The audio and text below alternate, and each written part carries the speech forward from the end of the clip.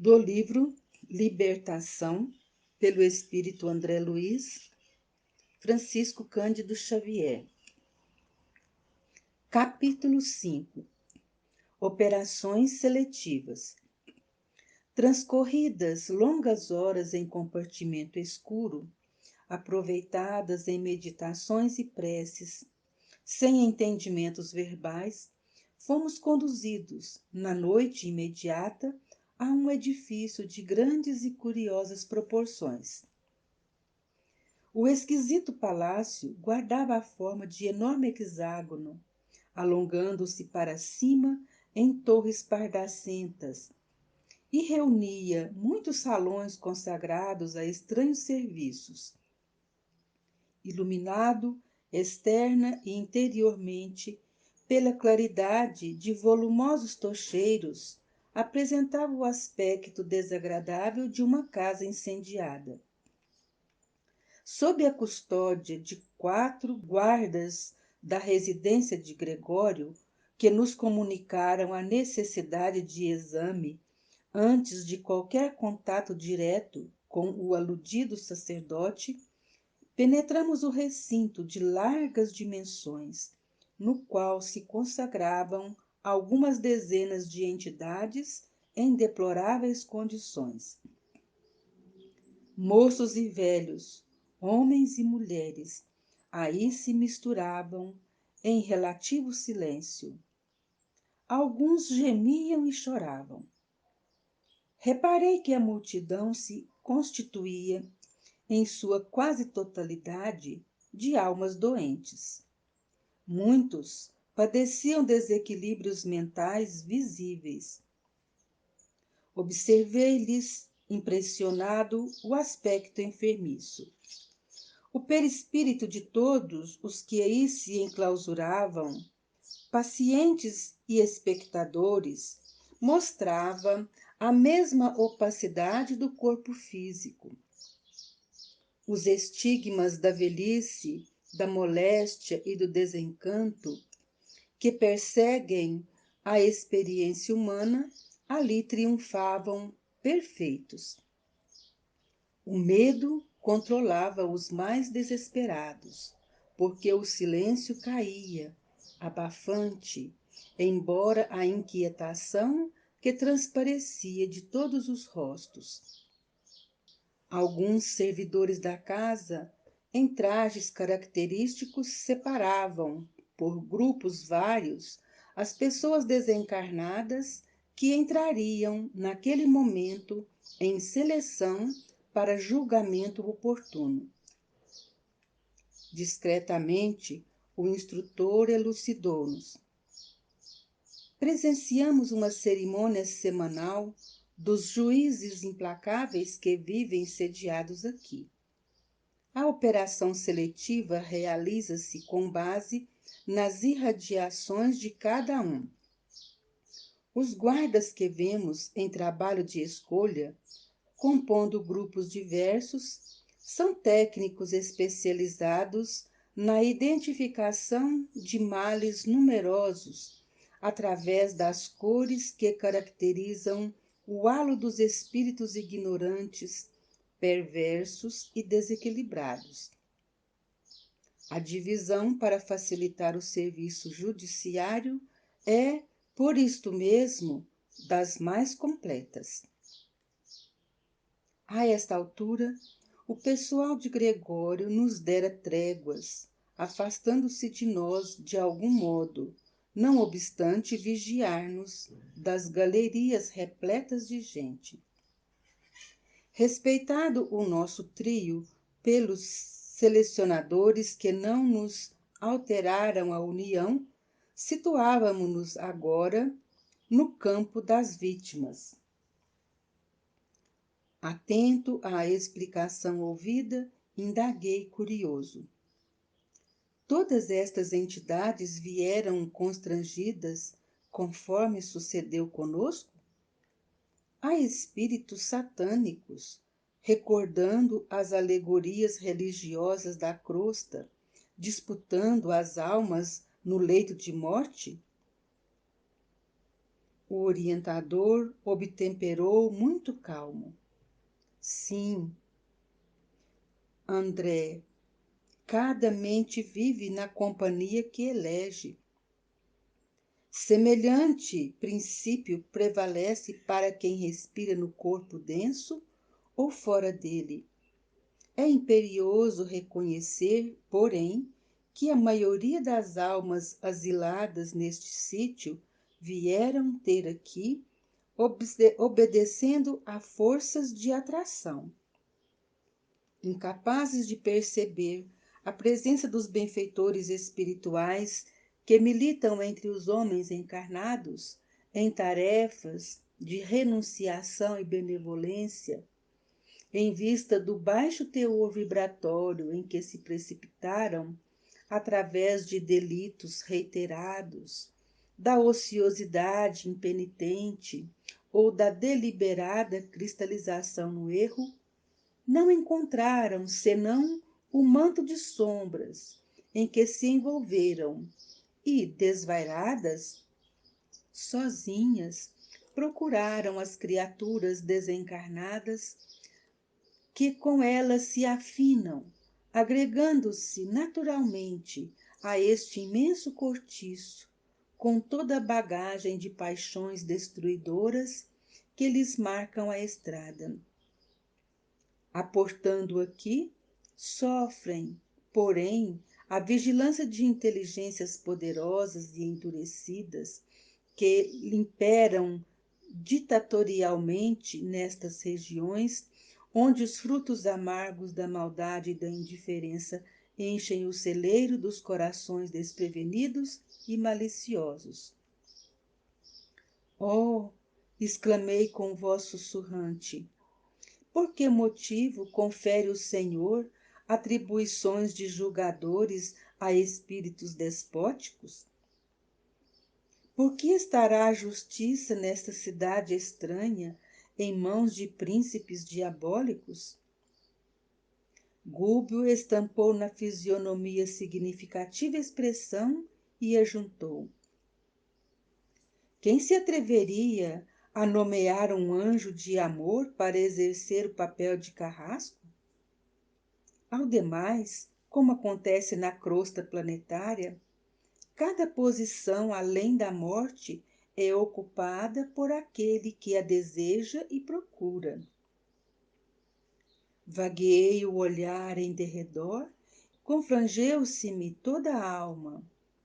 Na comunidade das vítimas, arrebanhadas aos magotes, como se fossem animais raros para uma festa, predominavam a humildade e a aflição. Mas, entre as sentinelas que nos rodeavam, a peçonha da ironia transbordava. Palavrões eram desferidos desrespeitosamente a esmo. À frente de vasta tribuna, vazia e sob as galerias laterais, abarrotadas de povo, compacta multidão se amontoava irreverente. Alguns minutos decorreram, desagradáveis e pesados, quando o absorvente vozerio se fez ouvido. Os magistrados, lugar, lugar para os sacerdotes da justiça.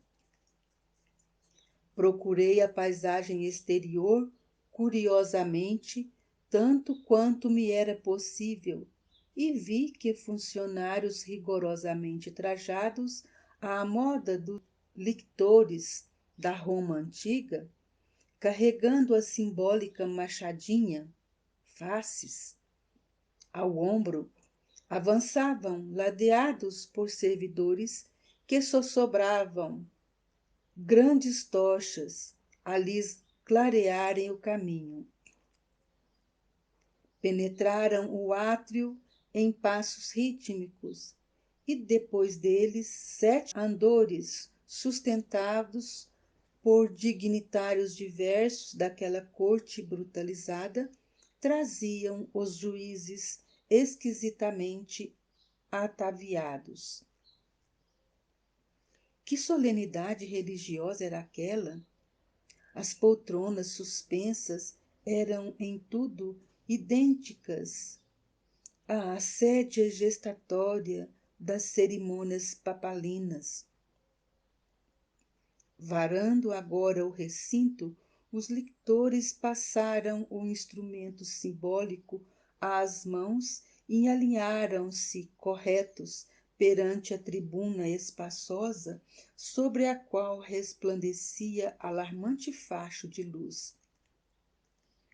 Os julgadores, por sua vez, desceram pomposos dos tronos içados e tomaram assento numa espécie de nicho a salientar-se de cima, inspirando silêncio e temor, porque a turba inconsciente em redor calou-se de súbito. Tambores variados rufaram, como se estivéssemos numa parada militar em grande estilo, e uma composição musical semi-selvagem acompanhou-lhes o ritmo, torturando-nos a sensibilidade. Terminado aquele ruído, um dos julgadores se levantou e dirigiu-se à massa, aproximadamente nestes termos: nem lágrimas, nem lamentos. Nesta sentença condenatória, nem absolvição gratuita.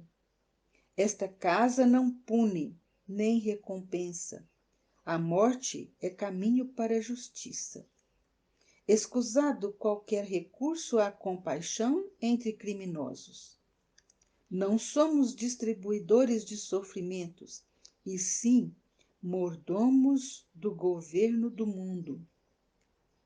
Nossa função é a de selecionar delinquentes, a fim de que as penas lavradas pela vontade de cada um sejam devidamente aplicadas em lugar e tempo justos. Quem abriu a boca para vilipendiar e ferir, prepare-se a receber, de retorno, as forças tremendas que desencadeou através da palavra envenenada. Quem abrigou a calúnia suportará os gênios infelizes aos quais confiou os ouvidos. Quem desviou a visão para o ódio e para a desordem, descubra novas energias para contemplar os resultados do desequilíbrio a que se consagrou espontaneamente. Quem utilizou as mãos em sementeiras de malícia, discórdia, inveja, ciúme e perturbação deliberada, organize resistência para a colheita de espinhos.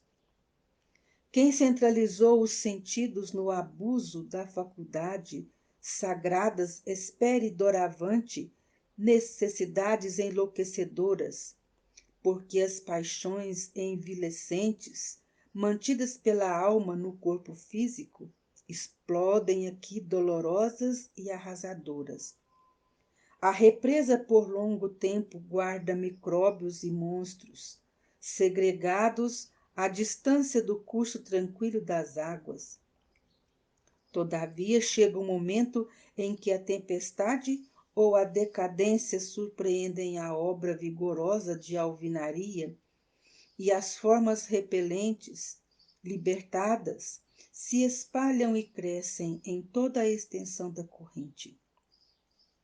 Seguidores do vício e do crime, tremei. Condenados por vós mesmos, conservais a mente prisioneira das mais baixas forças da vida, à maneira do batráquio encarcerado no visco do pântano, ao qual se habituou no transcurso dos séculos. Neste ponto, o orador fez pausa e reparei os circunstantes. Olhos esgazeados pelo pavor jaziam abertos em todas as máscaras fisionômicas. O juiz, por sua vez, não parecia respeitar o menor resquício de misericórdia. Mostrava-se interessado em criar ambiente negativo a qualquer espécie de soerguimento moral, estabelecendo nos ouvintes angustioso temor. Prolongando-se o intervalo, enderecei com o olhar silenciosa interrogação ao nosso orientador, que me falou quase em segredo. O julgador conhece à saciedade as leis magnéticas nas esferas inferiores e procura hipnotizar as vítimas em sentido destrutivo. Não obstante usar, como vemos, a verdade contundente. Não vale acusar a edilidade desta colônia, prosseguiu em voz trovejante, porque ninguém escapará aos resultados das próprias obras, quanto o fruto não foge às propriedades da árvore que o produziu. Amaldiçoados sejam pelo governo do mundo quem nos desrespeite às deliberações baseadas, aliás, nos arquivos mentais de cada um. Assinalando intuitivamente a queixa mental dos ouvintes, bradou terrificante: quem nos acusa de crueldade? Não será benfeitor do espírito coletivo o homem que se consagra à vigilância de uma penitenciária? E quem sois vós, senão rebotalho humano?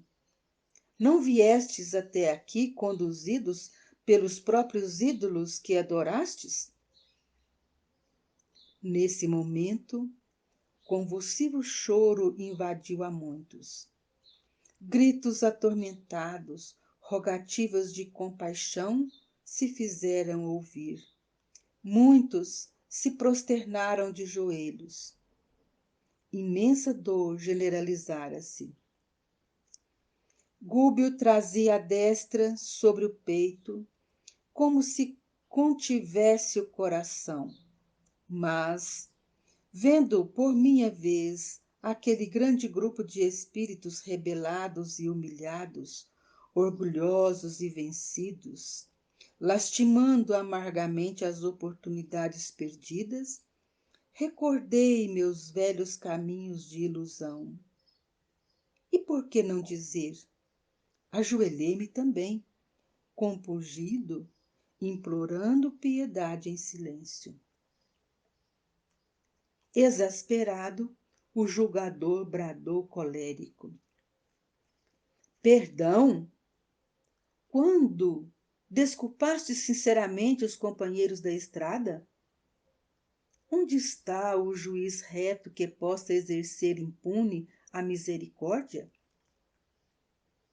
E incidindo toda a força magnética que lhe era peculiar, através das mãos, sobre uma pobre mulher que o fixava, estarrecida, ordenou-lhe com voz soturna: venha, venha. Com expressão de sonâmbula, a infeliz obedeceu à ordem, destacando-se da multidão e colocando-se embaixo, sob os raios positivos da atenção dele. Confesse, confesse, determinou o desapiedado julgador, conhecendo a organização frágil e passiva a que se dirigia. A desventurada senhora bateu no peito, dando-nos a impressão de que rezava o confiteor, e gritou lacrimosa: perdoai-me, perdoai-me, ó Deus meu. E como se estivesse sob a ação de droga misteriosa que a obrigasse a desnudar o íntimo diante de nós, falou em voz alta e pausada: matei 4 filhinhos inocentes e tenros, e combinei o assassínio de meu intolerável esposo. O crime, porém, é um monstro vivo. Perseguiu-me enquanto me demorei no corpo. Tentei fugir-lhe através de todos os recursos em vão. E por mais buscasse afogar o infortúnio em bebidas de prazer, mais me chafurdei no charco de mim mesma. De repente, parecendo sofrer a interferência de lembranças menos dignas, clamou: quero vinho, vinho, prazer. Em vigorosa demonstração de poder, afirmou triunfante o magistrado. Como libertar semelhante fera humana ao preço de rogativas e lágrimas? Em seguida, fixando sobre ela as irradiações que lhe emanavam do temível olhar, asseverou peremptório: a sentença foi lavrada por si mesma. Não passa de uma loba, de uma loba, de uma loba. À medida que repetia a afirmação, qual se procurasse persuadi-la a sentir-se na condição do irracional mencionado, notei que a mulher, profundamente influenciável, modificava a expressão fisionômica. Entortou-se-lhe a boca, a cerviz curvou-se, espontânea para a frente, os olhos alteraram-se dentro das órbitas.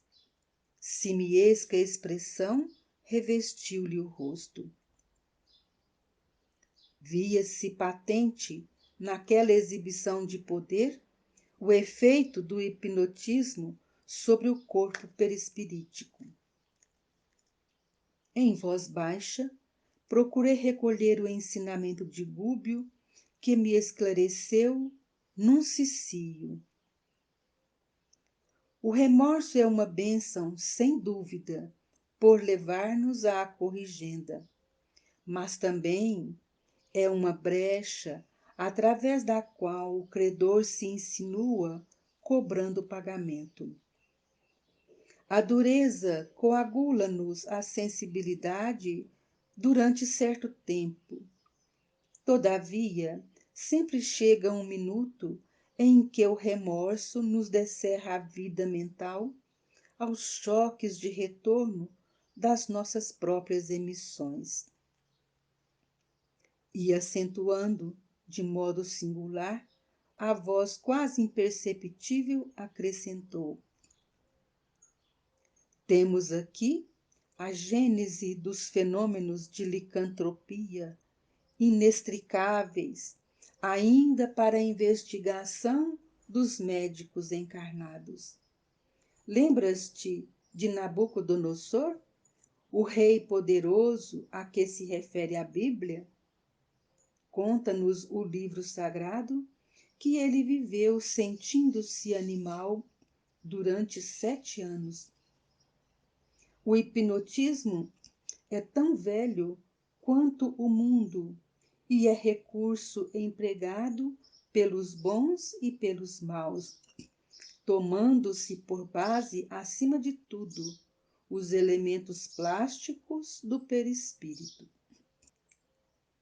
Notando, porém, que a mulher infeliz prosseguia guardando estranhos caracteres no semblante, perguntei: esta irmã infortunada permanecerá doravante em tal aviltamento da forma? Finda longa pausa, o instrutor informou com tristeza: ela não passaria por esta humilhação se não a merecesse.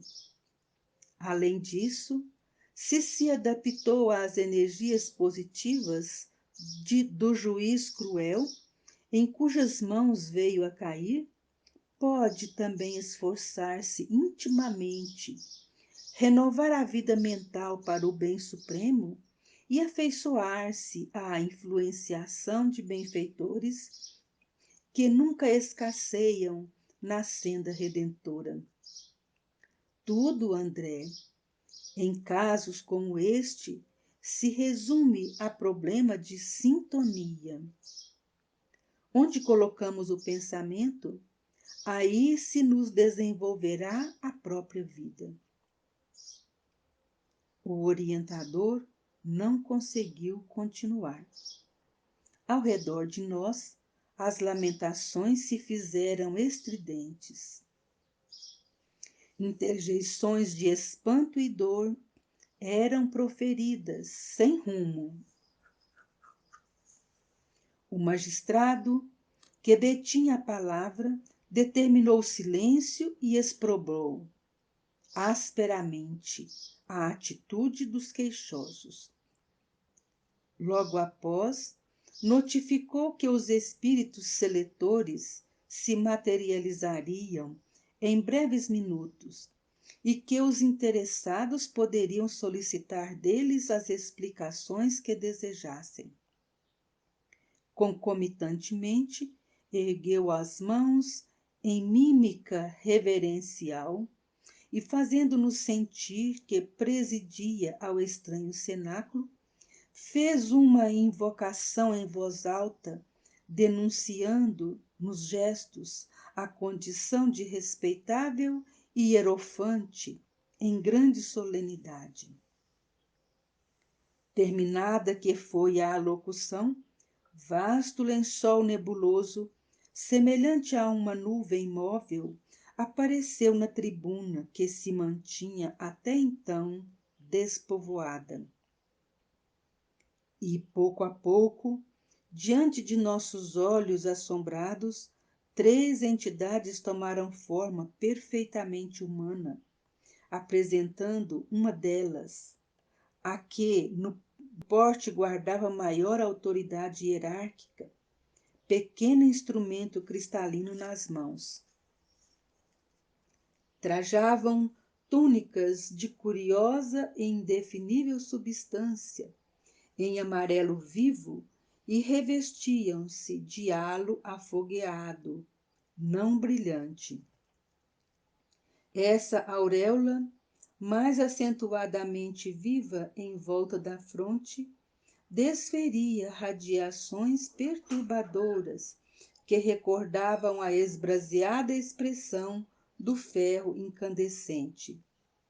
Ambos, os acólitos da personalidade central do trio, tomaram folhas de apontamento num cofre vizinho e, ladeando-a, desceram até nós em silêncio.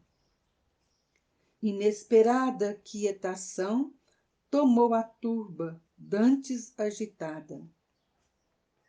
Ainda não sei de que recôndita organização provinham tais funcionários espirituais. No entanto, reparei que o chefe da expedição tríplice mostrava infinita melancolia na tela fisionômica. Alçou ele o instrumento cristalino à frente do primeiro grupo, formado de 14 homens e mulheres de vários tipos. Efetuou observações que não pude acompanhar e disse algo aos companheiros que se dispuseram à anotação imediata. Antes, porém, que se retirasse, 2 membros do conjunto avançaram implorando socorro. Justiça, justiça, suplicou o primeiro. Estou punido sem culpa.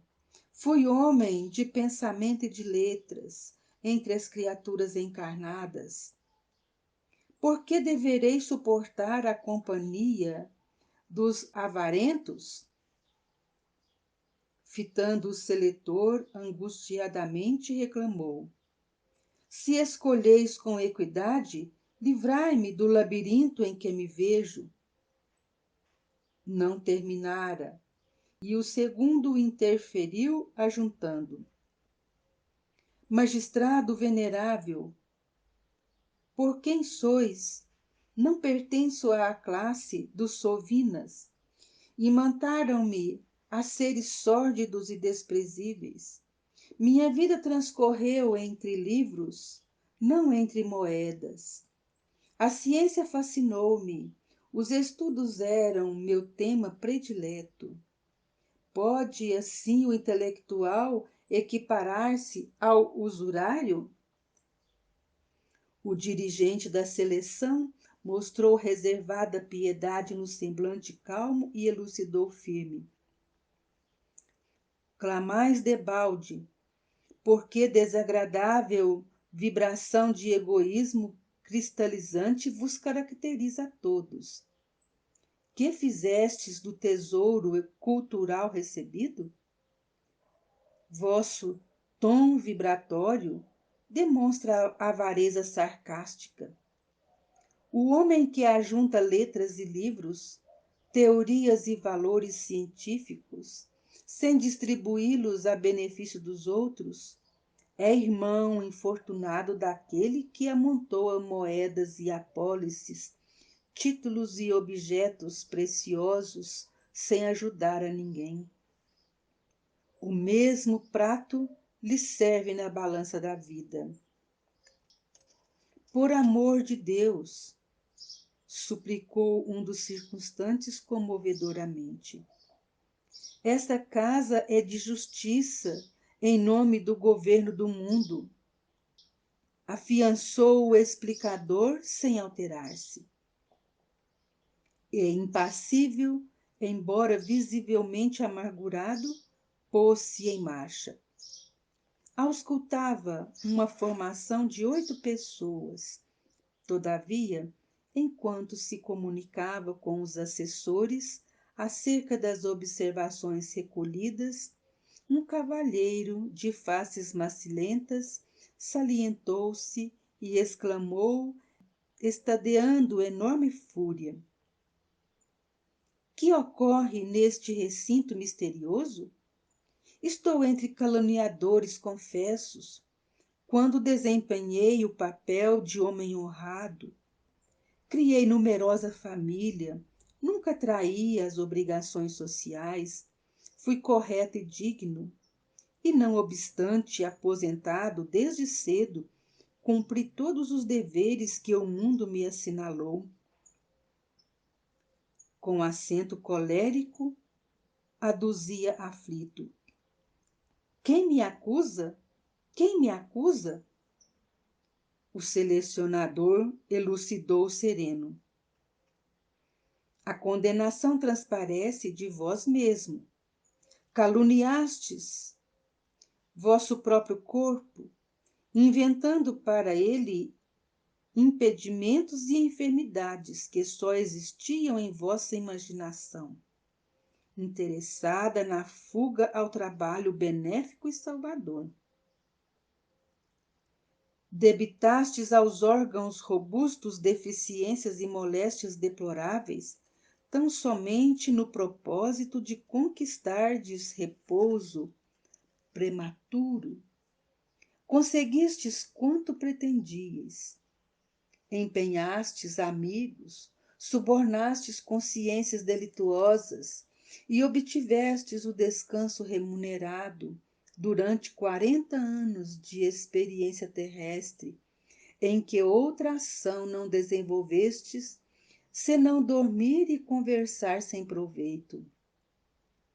Agora é razoável que o vosso círculo vital se identifique ao de quantos se mergulharam no pântano da calúnia criminosa. O infeliz não teve forças para a tréplica.